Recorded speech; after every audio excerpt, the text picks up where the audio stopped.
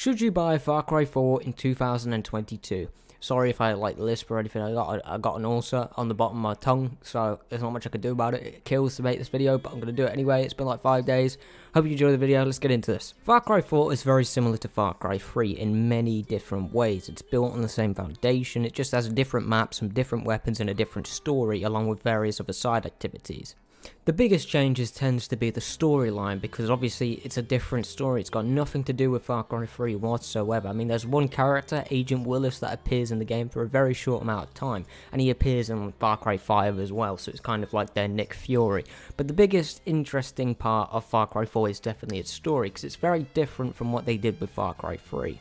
You play as a character called Ajay Ghale, or AJ Ghale, because multiple characters seem to pronounce it differently. I don't know if that was a direction failure at Ubisoft, or they just wanted characters to pronounce his name differently. It doesn't really matter. But you play as this character who happens to be, without spoiling too much, the son of a character that is quite important to the game. And your main goal is to spread your mum's ashes in the Himalayas, which is where this game is set. So yeah, it's basically God of War in first person without all the Greek mythology and stuff like that. Well, is it even Greek mythology? It's Norse mythology now, isn't it? So yeah, it's God of War in first person, which is pretty damn cool. But the interesting parts comes in with the various side characters that you meet. So basically what happens is you meet two characters called Sabal and Amita, as well as Pagan Min, who is the main villain of the game. We'll talk more about him in a minute. But these two characters are basically what it is it's two people fighting over the future of their home, basically, and one's more traditional and one is more progressive. It's very good. It's interesting. I mean, it's not pulled off particularly amazingly, but it works for a Far Cry game. They tried something different, and it's actually somewhat nuanced compared to Far Cry 5, where you just fight a religious cult.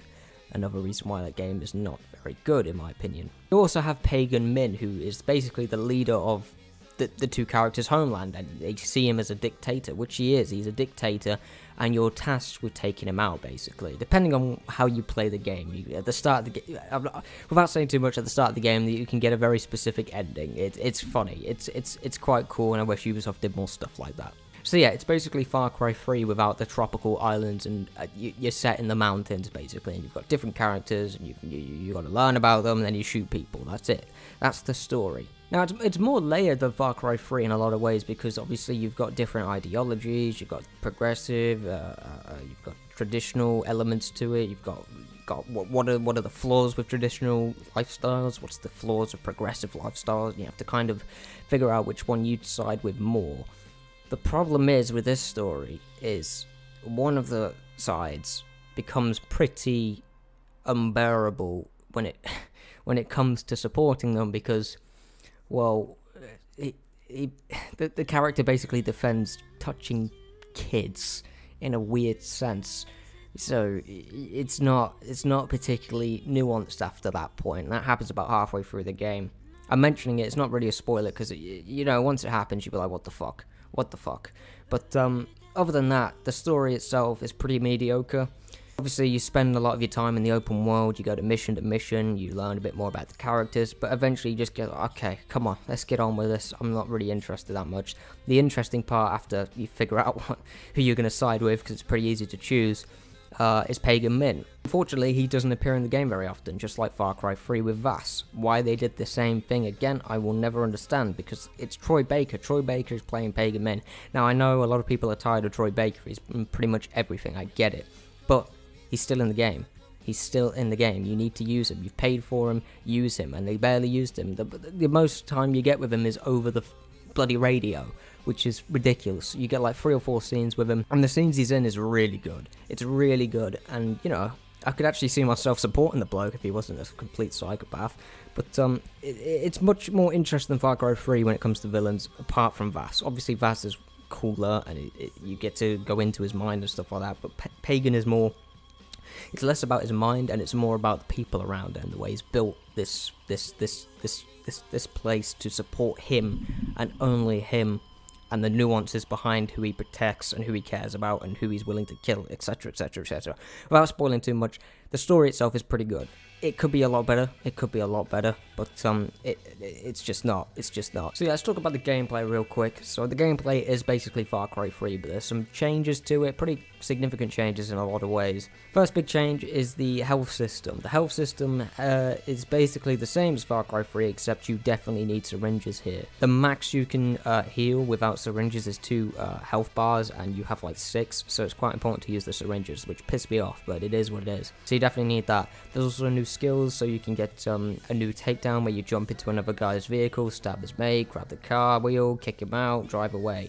That's pretty damn cool. There's new weapons as well, different signature weapons, new ways to earn those weapons. There's an arena style game mode. There's various little additions. There's also new side activities like robbing vehicles, stopping couriers, like Assassin's Creed style. There's also Shangri-La Missions. You can basically go into your crazy mind. You're hallucinating, you're killing people to get specific rewards. Your classic Far Cry stuff, basically.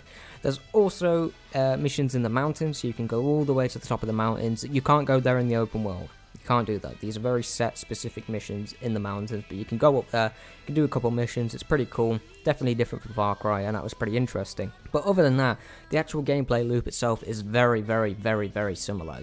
That's the critique of every single Far Cry game now. Is it just Far Cry 3?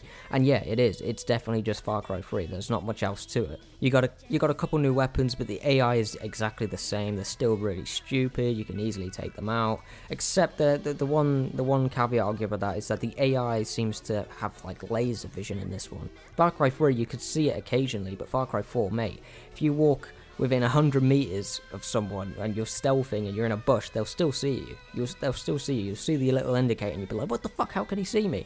And you realize he's fucking superhuman until you shoot him in the head. So it's very similar to Far Cry 3, and I'm not really going to talk about it too much. This review will be a lot shorter, because go watch the Far Cry 3 review if you want me to talk more in depth about the gameplay, because it is Far Cry 3. It is Far Cry 3, guys.